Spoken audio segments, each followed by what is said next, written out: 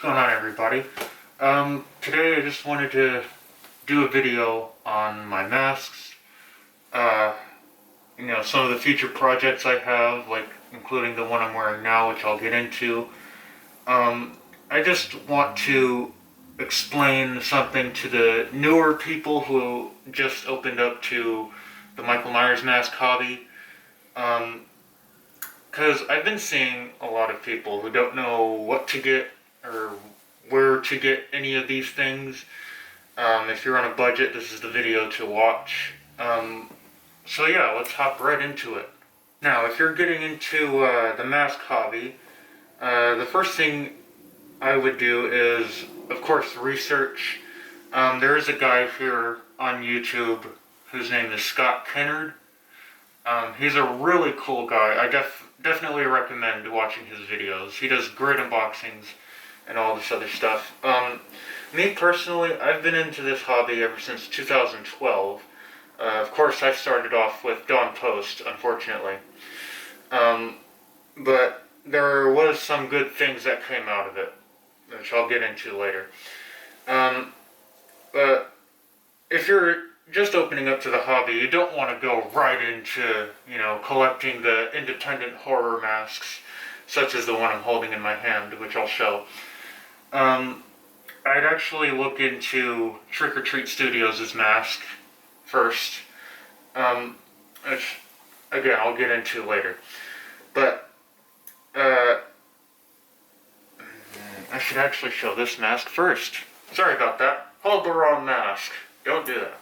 Anyway, this mask is actually really cool. I actually touched it up a little bit just to make it look like H1. This is the Trick or Treat Studios Halloween 1 mask.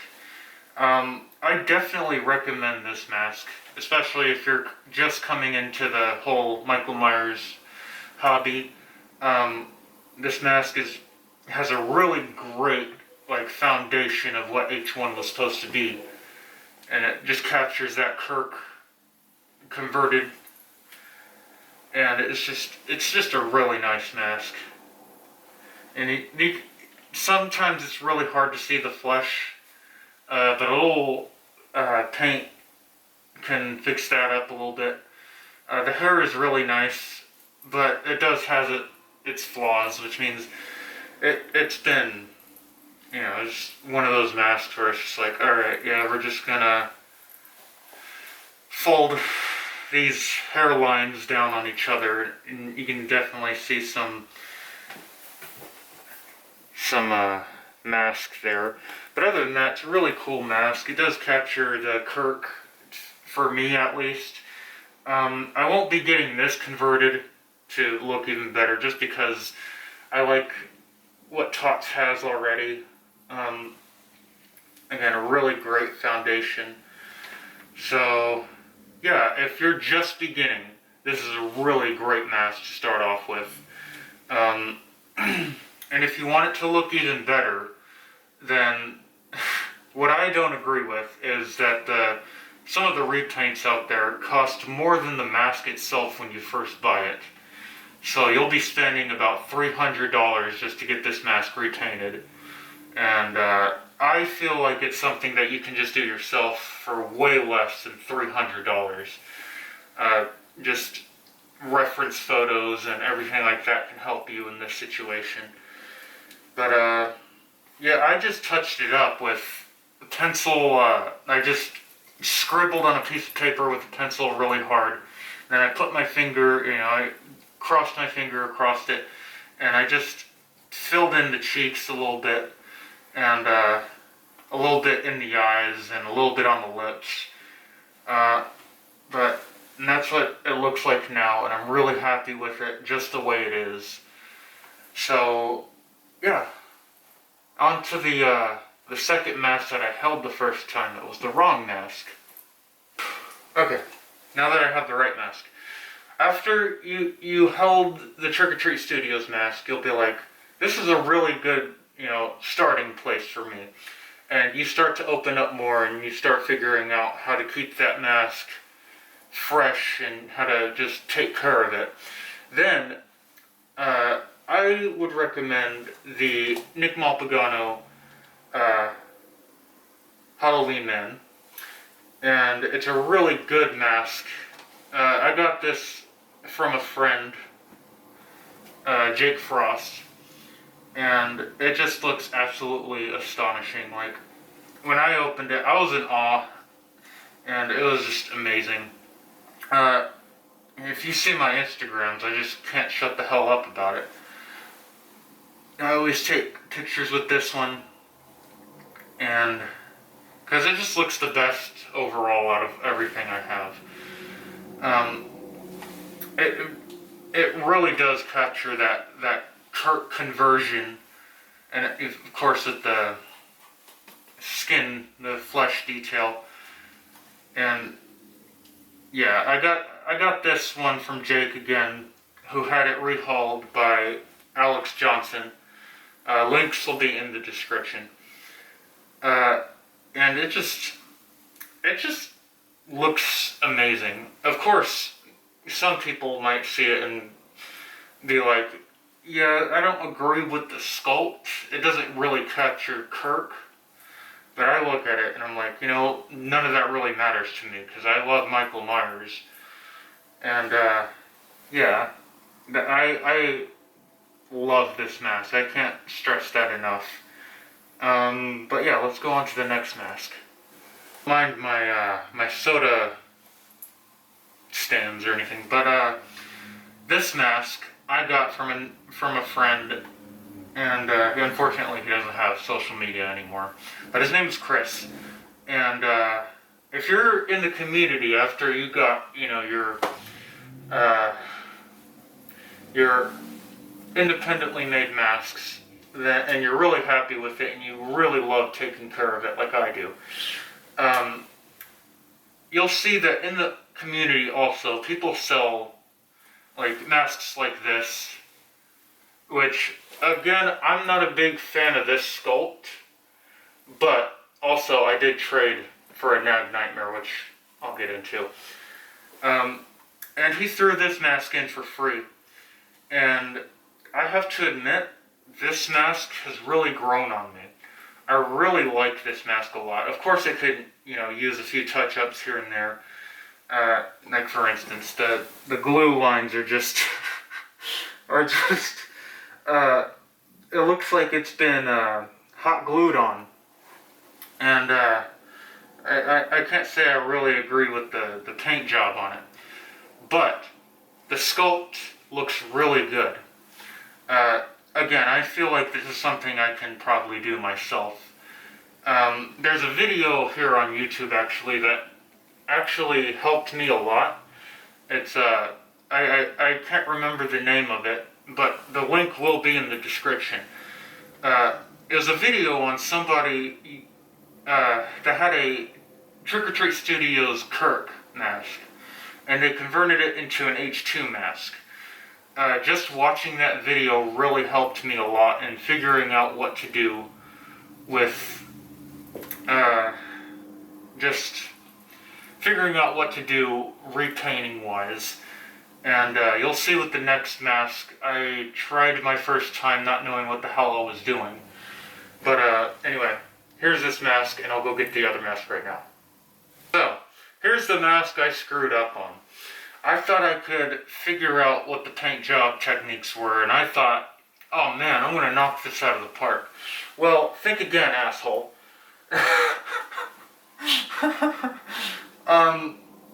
Where do I even begin with this? First of all, this mask is terrible now. This was the Nag Nightmare, it's now the Shit Nightmare. You can see I tried to peel off the paint because I wasn't really that happy with it. You can see in just the little places. But around the eyes, when I first got it, there was just liquid latex on it from where, before I got this mask, somebody had fucked it up before, and they thought that just gluing back in the eyes would help, and it didn't. It really didn't. And the hair on here was hot glued on, so I could easily just take it off and you can just see this strand of hot glue hair, and it was just really terrible. Not that I did any better, but at least I tried, you know? After I watched the video on how to convert a TOTS Kirk into an H2, I felt like I can, like, of course this video came out 2 months after I had done this shit to it, but now that I've watched this video, I actually know what to do and what techniques to take into consideration while painting this mask. And I cannot wait to get started on it. Now, granted, this might be a little too big, but I'll make it work. I actually opened up the eyes to get rid of all of the liquid latex that was on the eyes, and yeah, I cannot wait to get started on this. It'll look way better. But anyway, let's go on to some of the Trick or Treat Studios masks that I wouldn't recommend. Alright, so in my hands I have a Trick or Treat Studios, Resurrection mask. And I had done work to this because I thought, you know, it could look better. The mask's neck came out a little bit longer. I think it came out to about here. And the mask's hair was just terrible. So what I did was I got one of those off-brand, those 2018 masks, and I took the hair off of it and I just glued it onto the mask. And now it looks way better. The hair is way better than what was originally on it. Me and my brother were just picking off the hair because it was just so awful. But also, since I've had this mask for a very long time, the seam in the back, right here, I'll show you, has started to go all the way. I think it ends about right here on the mask.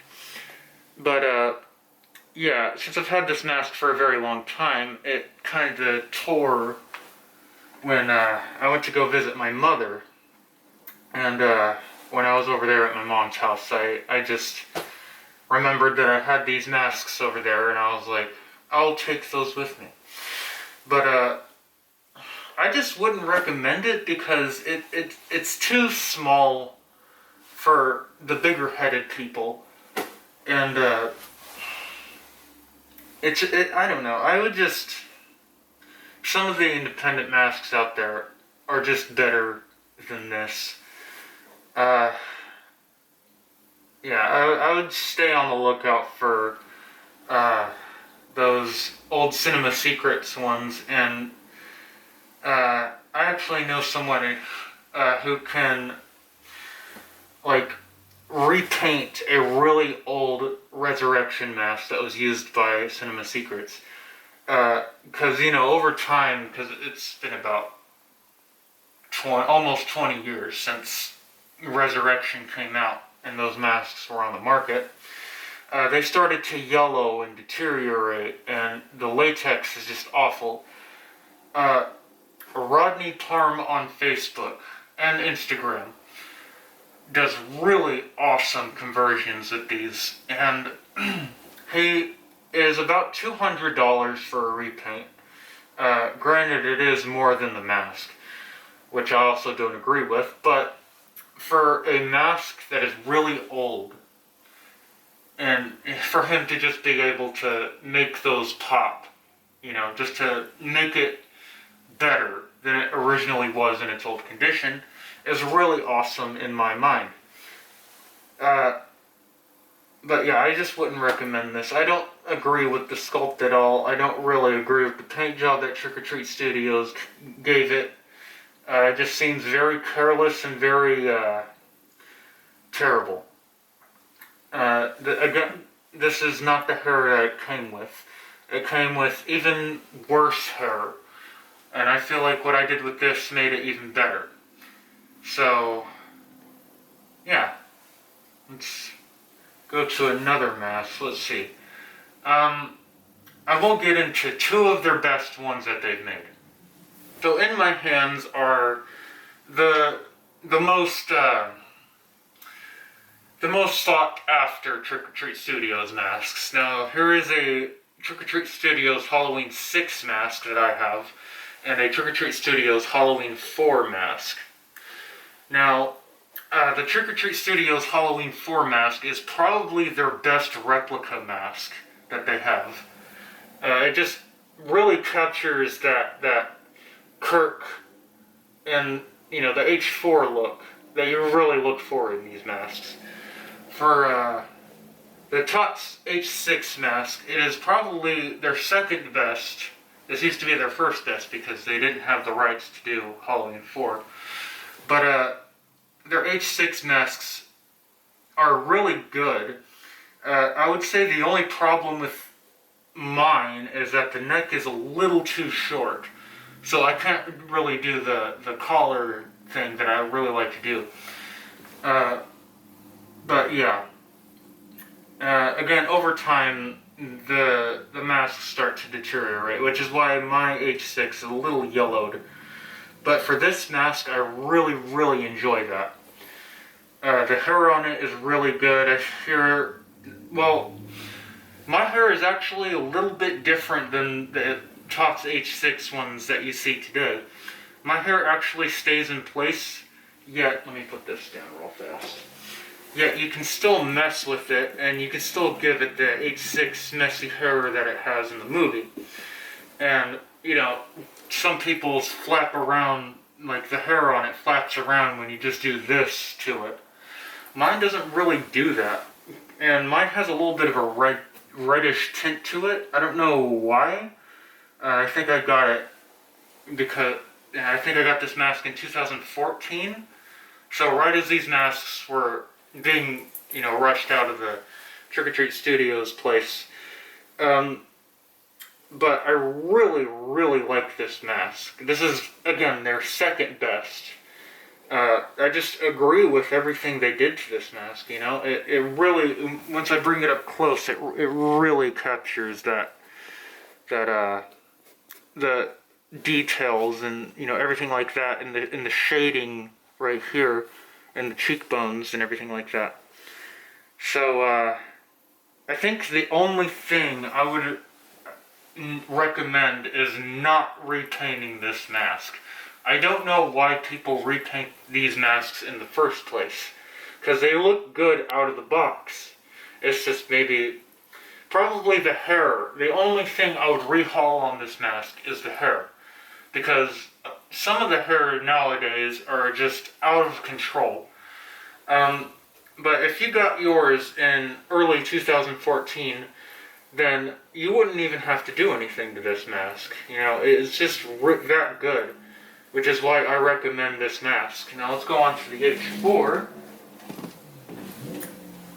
and you can see why I would recommend this mask. I mean, the mask just speaks for itself. Again, when I opened this mask, the only thing I wasn't happy with was the way Trick or Treat Studios handled their pre-orders. But I do appreciate this neck extension. At the same time, it's just glued inside the mask. And, you know, to me, I just don't see what the point of it is. You know, if it's really that hard to put a neck extension into the sculpt, then you really don't have it at all. You shouldn't have it at all. But yeah, originally when the pre-ordered came out, or before the pre-order of the H4 mask came out, the Party City ones had no neck extension. Plus they cost a lot more than they do now. But yeah. But anyway, this is a great prop for your H4 collection. Again, I just really agree with what they did here, you know. All the details in the mask you can actually feel, like the like dots in the mask and like the paint job right here. I will admit that's a little off, but other than that, it makes for a really great, collection piece. And really, it's the only one. I don't really see any reason for a rehaul in the first place, unless you wanted that what the H4 mask looks like nowadays, where it's got the little flesh tones popping out of it and everything like that. But even then, you can just do that yourself, But yeah, now let's get into the conclusion of this video. Conclusion, I just want you guys to be careful on everything that has happened with Trick or Treat Studios. I would start you off with Trick or Treat Studios if you are new to this hobby. Again, they have really great pieces. Some people get theirs rehauled for more than the mask's price itself, which I don't really agree with. And there's really no reason for it. I will say that the independent masks, while they are worth it, some people don't know how to take care of them. And once you get your first, independent mask in the mail, or however you go out and get it, it is worth it, but I would not start off with it. So, yeah, and you can see on this mask while I'm at it, that I'm actually turning this mask into a Rob Zombie 2018 hybrid mask, just because I hit 1,500 followers on Instagram. So, yeah, these masks, it's really hard because I say that the price of the rehaul is more than the mask itself, but I do contradict myself when I say this mask would actually be good for a rehaul. You can actually do it yourself. There are videos here on YouTube to help you expand your knowledge on repainting or rehauling a 2018 mask. I will say that it is very worth it in the end, and that I'll show you mine that I rehauled. It might not look 100% accurate, but in the end, I'm very proud of what I did, because it just, I don't know, I think I just take pride in my work. But, of course, there are some details missing, like, the wrinkles in the mask right here, and, a bunch of other stuff, but in the end, I'm very happy with what it's come out. And, let me just shut this mask down real fast. Okay, so in conclusion, don't buy an independent mask for your first mask. I would start out with Trick or Treat Studios. And yeah, I hope you guys enjoyed this video. As a reminder, I am doing a fan film called The Halloween Man, not related to Nick Malpagano's Halloween Man, The Mask. But that will be featured in the movie. Now, filming will start soon. The test audience will get a shout out in the movie. And, yeah.